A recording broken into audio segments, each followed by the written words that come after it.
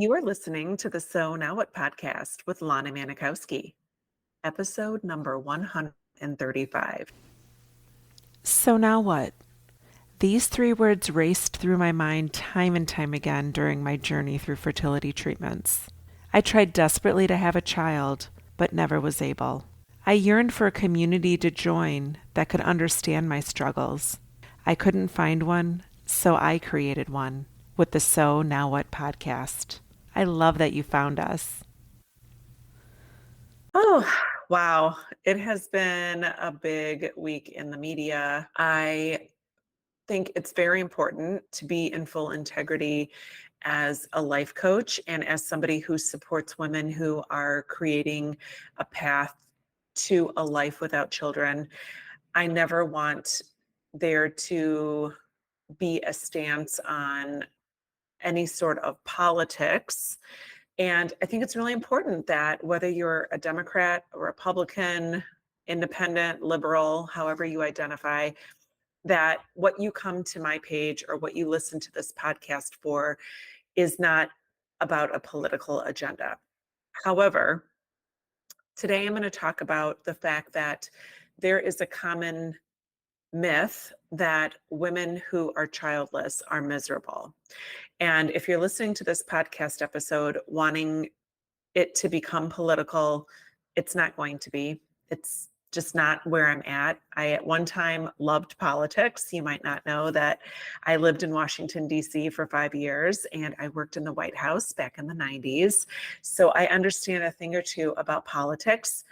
But when I decided to become a life coach, I decided to kind of turn that part of the volume down in my life. And also with the news, I very rarely watch the news anymore. Some people have accused me of living in a bubble. And I gladly say I am, and I appreciate living in my bubble because I allow in and bring in the things that I want to surround myself with. Do I care about the future of this country? Absolutely. But is me watching CNN, News Nation, Fox News, wherever it is that you can go get your news, is me watching and consuming from there going to make the change in my life and in my future that I care about? And the answer is no. So I am a reformed political and news junkie who cares about the future of this country and more so cares about the way that women who are childless are viewed, not only by the people in this country, but how we view ourselves. So if you're up for listening to this and want to hear my view on things, settle right in and let's get started on this week's episode of the podcast. So, of course, I felt very disappointed to hear not only the political statements that were made some years ago, but to hear how they were reframed after certain people were questioned about believing that women who are childless are miserable. I clearly disagree with that because I don't view myself as a miserable person. But I more so want to talk this week about why society has become okay with believing that being childless is an automatic, like, this is who you become. I think that there's an idea that childless women are miserable. And I think that that's a myth.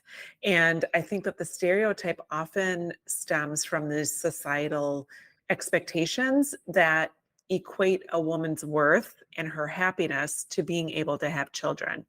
And maybe we played into that for a portion of our lives. That's probably why we went through fertility treatments and why we tried so hard to become moms. However, many women who aren't moms, whether it's by choice or not by choice, go on to lead rich, fulfilling lives that have a ton of meaning and a ton of purpose. That's what I talk about every week here on the podcast. So this should be nothing new if you have listened to this podcast for a while. But the assumptions that childlessness equals unhappiness fails to recognize like this diverse way in which people find meaning and fulfillment in their lives. I don't think that meaning and purpose is linear. I think that we find it in many different ways. I mean, I talked about my episode on purpose just a few weeks ago. Like, I don't believe that purpose comes from one singular thing. I think that purpose is laid out through the way that we live our lives and the way that we view our lives. Being childless after infertility, there are going to be times that you feel miserable. And some people have reached out to me being like, gosh, like, I do feel miserable. And hearing political statements be made about women who are childless after infertility being miserable may have you believing that you are doing something wrong. And so I want to clarify that there are going to be moments that life feels miserable. You're figuring this out, like things turned out differently than you thought it would. So there are going to be moments that don't feel like rainbows and daisies, and that is okay. There are moments in my life where some things happen and it feels really crummy. And I don't have to question whether I am doing life after infertility wrong if there are moments in my life that don't feel joyous and happy all the time. And so I really think that it's important for you to acknowledge that not being able to have children can be certainly a profound source of sadness or misery at times in your life. And that is okay. You're not doing something wrong. You're not playing into the societal norm that you are a miserable person. You are just having some not so happy moments every once in a while. And these feelings are totally valid and normal.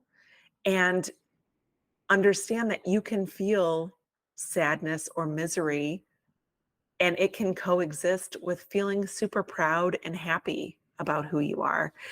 What I want to point out is that it's really crucial to understand that it's experiencing these emotions doesn't mean that you're destined to feel miserable forever. Life is full of complexities. Life is full of good and bad. There's like this 50-50. If life doesn't feel 50-50, like some good, some bad, we are accustomed to thinking that we are doing life wrong. But the reality is, life is supposed to feel good sometimes and bad sometimes. But we have this idea that we're supposed to be happy all the time. Because if we don't have things that happen that feel really hard and feel really sad and feel really lonely, then we don't have any contrast in our life. We don't know how to get more of what we want, because if we had what we wanted all of the time, like how boring would that be? We would never strive for more because we would always be on this coast mode. And if we're not feeling a variety of emotions in our day, then I would start to question if things are not going the way that they should be going in your life.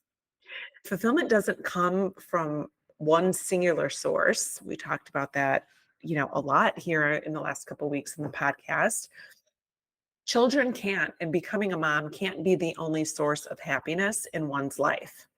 And I know that we have been brought up in the society, and maybe we saw other people in our lives lead with that type of narrative, but there's absolutely no way that the only way that you can find meaning and purpose in your life is through having a child.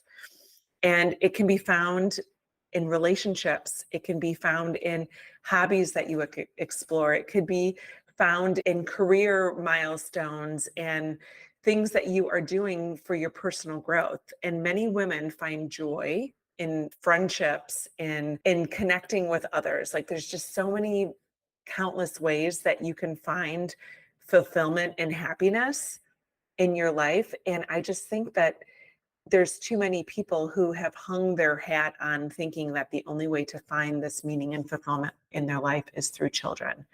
I think it's really important that in a time like this, if you are feeling miserable because your dream of motherhood did not come true and everything that you tried didn't seem to work out in the way that you wanted it to, this is your time to decide, how much longer am I willing to feel this way if this is taking up more than just like moments every once in a while in your life. If you're feeling like, I just can't get out of this rut, this is your time to wake up and be aware that this isn't the person that you want to be all the time. So where are you going to find that? Last week on the episode, we talked about where to find communities. Is it a meetup group? Is it through social media? Is it through joining something like my Thrive After Infertility Mastermind, where you're finding this community for yourself and then creating growth with other women who want to grow? But knowing that there has to be this step that you are willing to take in order to really go after this life that you love, to prove all these people wrong that believe that life is miserable when you're childless will take a lifetime. There is no one person that can convince these people who have been believing this for way too long that we are different. The most important thing that you can do is show yourself that you're different. Find this life that you want to love and go after it. Don't be paralyzed by your fear of thinking that it won't happen for you. It will happen for you. You are so deserving of this life that you love.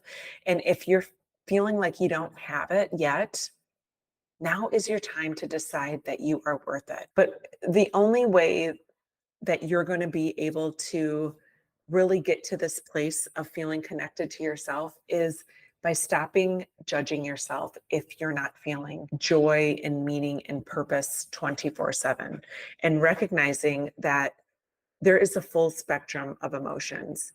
And it's important to remember that it's okay to feel anger. It's okay to feel a range of emotions. It's okay to feel miserable some days. It's okay to feel judged some days. And it's okay to grieve or feel moments of sadness. And it's also okay to find your fulfillment in other areas of your life. And you don't have to choose between being happy or sad. And that is like the biggest aha moment, that you can coexist with being happy and sad. So I hope that you really take an opportunity to believe that this stance that we are taking against comments that women who are childless are miserable, it's really important that you look at yourself in the mirror and know that you are worth every moment of happiness that comes in your life. And if everything worked out differently than you thought it would, that you aren't doing life wrong, but that there is more that you can find in your life to discover and live this life that feels happy and true to you and feels fulfilling to you. And maybe, yeah, there's some days and hours and moments that don't feel great, but in order to create this life you love, you have to allow yourself to lean into what feels true for you. And if you know that life isn't meant to feel miserable forever, then now is your time to create a life that you love. So I hope that you have a beautiful week. I love you. And remember that it's never too late to discover your meaning. I'll talk to you next week.